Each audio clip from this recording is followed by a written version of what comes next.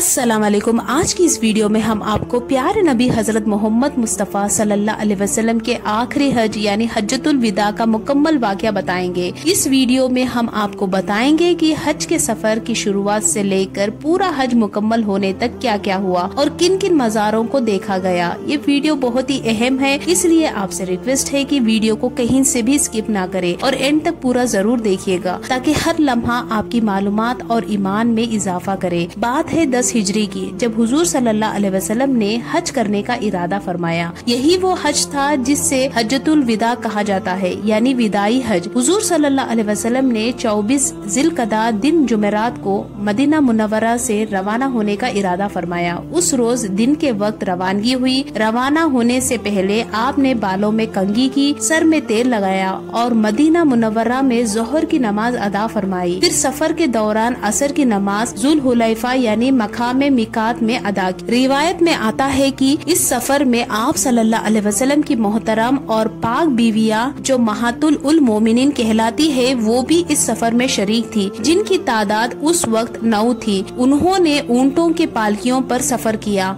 हुजूर सल्लल्लाहु अलैहि वसल्लम खुद अपनी ऊँटनी कस्वा पर सवार थे। जब आपने उस ऊँटनी पर सफर शुरू किया तो आप एहराम की हालत में थे। उस ऊँटनी पर उस वक्त एक सादी सी कज़ावा थी जिसका कीमत सिर्फ 4 दिरहम बताई जाती है और आपके बदन पर मामूली सी एक चादर थी। इस हालत में आपने एक बड़ी ही प्यारी दुआ की जिसका तर्जुमा कुछ यूँ है, ऐ अल्लाह इस हज को मेरे लिए मकबूल बना दे और ऐसा बना जिसमें ना कोई रियाकारी हो, ना धोखा और ना ही कोई दिखावा। रिवायत है कि इस सफर के दौरान हजरत जिब्राइल अलैहिस्सलाम हाजिर हुए और उन्होंने हुजूर सल्लल्लाहु अलैहि वसल्लम से कहा कि आप अपने सहाबा को हुक्म दें कि वो तलबिया यानी हज के ऐलान में अपनी आवाज बुलंद करे, क्योंकि यही हज का नारा है। इस पर हुजूर सल्लल्लाहु अलैहि वसल्लम ने अपने सहाबा को ऐसा करने का हुक्म दिया और वो सब बुलंद आवाज से तलबिया करने लगे। रास्ते में हुजूर सल्लल्लाहु अलैहि वसल्लम जी तावी के मकाम पर रुके,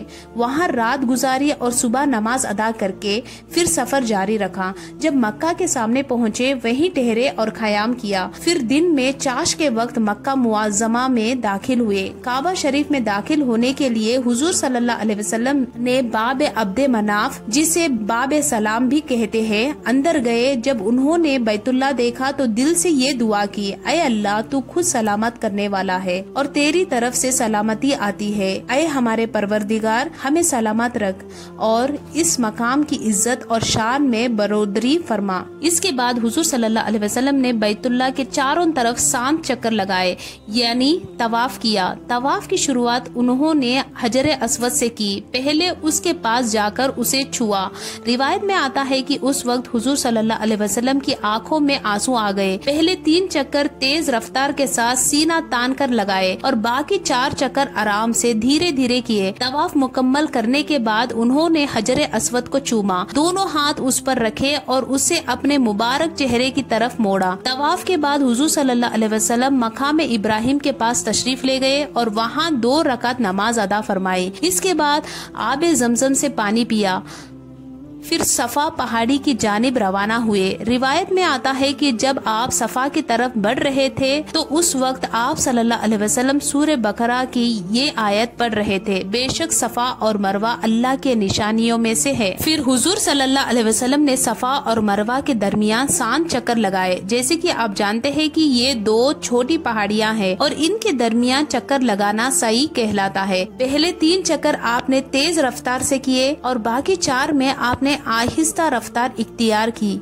जब आप सफा पर चढ़ते और काबा शरीफ की तरफ रुख करते तो अल्लाह की बड़ाई कुछ यूं बयान फरमाते, अल्लाह के सिवा कोई माबूद नहीं, वही अकेला है, अल्लाह सबसे बड़ा है। उसने अपना वादा पूरा किया, अपने बंदों की मदद की और अकेला ही दुश्मनों की फौज को शिकस्त दी। मरवा पर पहुंचकर भी आपने अल्लाह की हम्दो सना की। सही मुकम्मल होने के बाद हुजूर सल्लल्लाहु अलैहि वसल्लम ने उन लोगों को एहराम खोलने का हुक्म दिया जिनके पास कुर्बानी का जानवर नहीं था और जिनके पास जानवर थे उन्हें एहराम में रहने का हुक्म दिया। रिवायत में आता है कि 8 जिलहिज्जा को हुजूर सल्लल्लाहु अलैहि वसल्लम मीना के लिए रवाना हुए। रवाना होने से पहले जिन्होंने उम्रा करके एहराम खोल दिया था उन्होंने दोबारा एहराम बांध दिया। मीना पहुंचकर हुजूर सल्लल्लाहु अलैहि वसल्लम ने जोहर, असर, मगरिब और ईशा की नमाजें वही अदा की और उसी रात मीना में आराम फरमाए। वो रात जुम्मा की रात थी। अगली सुबह फजर की नमाज भी वहीं पढ़ी। फिर सूरज निकलने के बाद हुजूर सल्लल्लाहु अलैहि वसल्लम अरफात की तरफ रवाना हुए। आप सल्लल्लाहु अलैहि वसल्लम ने हुक्म दिया कि मेरे लिए ऊंट के बालों से बना एक तंबू यानी कूबा तैयार किया जाए। मैदान अरफात में आप उस कूबा में तशरीफ फरमा रहे यहाँ तक कि जवाल यानी दोपहर का वक्त हो गया।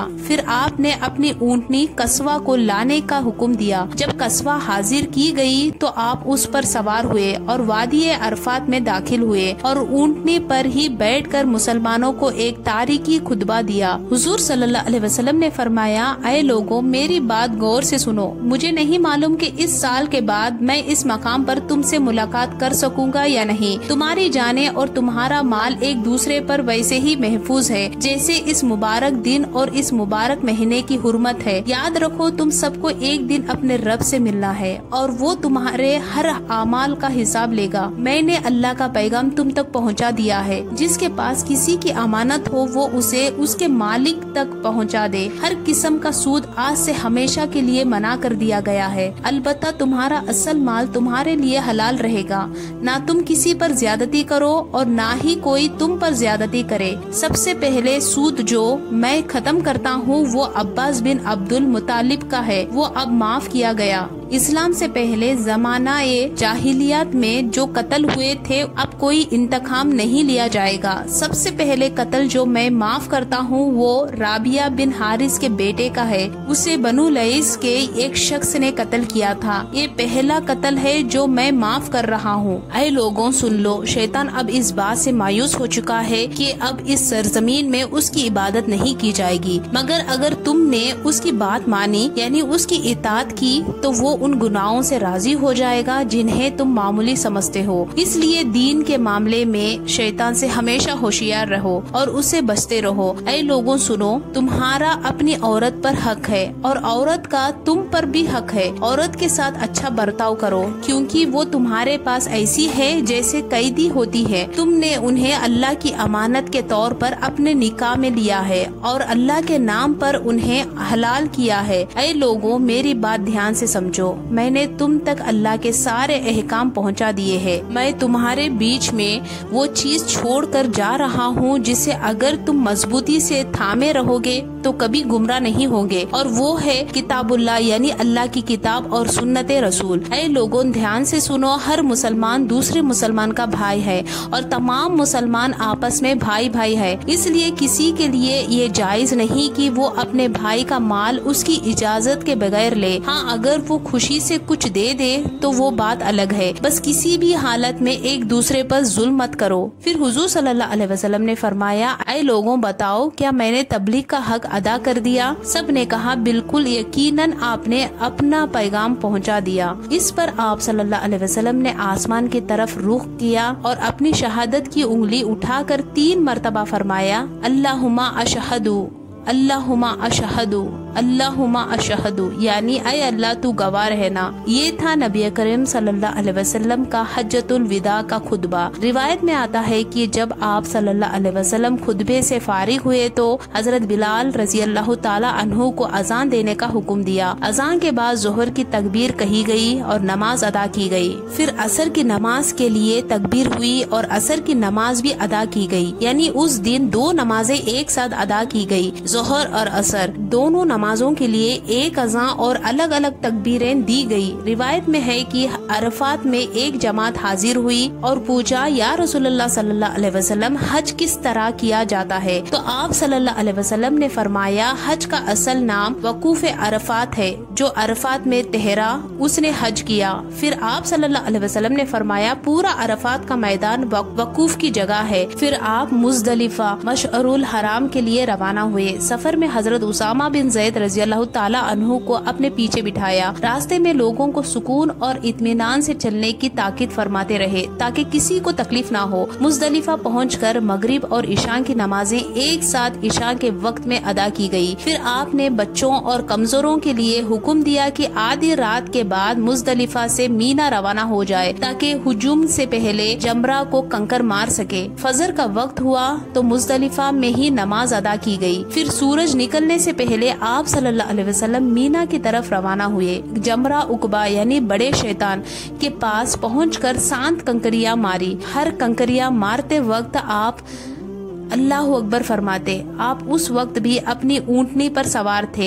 आपके साथ हजरत बिलाल और हजरत उसामा रज़ियल्लाहु ताला अन्हु मौजूद थे। हजरत बिलाल ने ऊँटनी की लगाम पकड़ी हुई थी और हजरत उसामा ने आप पर छाता रखा हुआ था। उस वक्त आप सल्लल्लाहु अलैहि वसल्लम ने एक और खुतबा दिया, ऐ लोगों, तुम्हारा खून, माल और इज्जत एक दूसरे पर महफूज है। जिस तरह ये दिन, ये शहर और ये महीना मोहतरम है। ये अल्फाज आपने कई बार दोहराए ताकि बात दिल में उतर जाए। फिर आपने फरमाया, ऐ लोगों, क्या मैंने तबलीग का हक अदा कर दिया? सब ने कहा, जी हाँ, आपने हक अदा कर दिया। फिर आपने फरमाया, जो यहाँ हाजिर है वो गैर हाजिरी तक ये पैगाम पहुँचा दे। मेरे बाद कुफर की तरीकों में वापस ना लौट जाना कि एक दूसरे की गर्दन मारने लगो। आपने हिदायत दी, मुझसे हज के अरकान सीख लो। हो सकता है कि इस साल के बाद मुझे हज का मौका ना मिले। वाकई ऐसा ही हुआ। इस हज के सिर्फ 3 महीने बाद हुजूर सल्लल्लाहु अलैहि वसल्लम इस दुनिया से पर्दा फरमा गए। फिर आप सल्लल्लाहु अलैहि वसल्लम मीना में कुर्बानी की जगह तशरीफ लाए। आपने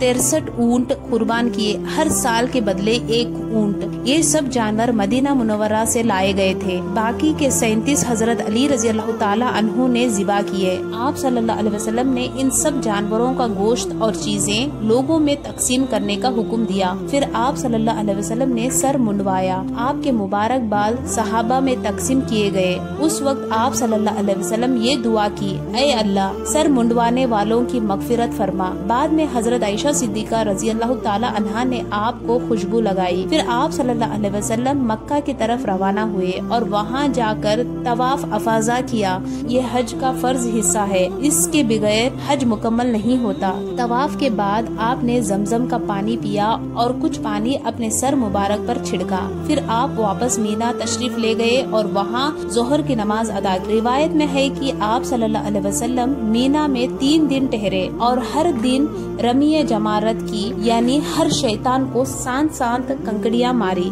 आप सल्लल्लाहु अलैहि वसल्लम मक्का वापस आए। आपने सहाबा को हुक्म दिया, ऐ लोगों, अपने वतन लौटने से पहले बैतुल्लाह का तवाफ कर लो। इस तवाफ को तवाफ विदा कहते हैं, यानी रुखसत होने के वक्त का तवाफ। याद रहे कि ये हर हाजी पर वाजिब है। ये थी हुजूर सल्लल्लाहु अलैहि वसल्लम के हज की मुकम्मल रोशनी। अगर ये मालूमात आपको पसंद आई हो तो दूसरों के साथ शेयर करें। इंशाल्लाह फिर मुलाकात होगी एक नए वीडियो के साथ। तब तक के लिए अस्सलाम वालेकुम।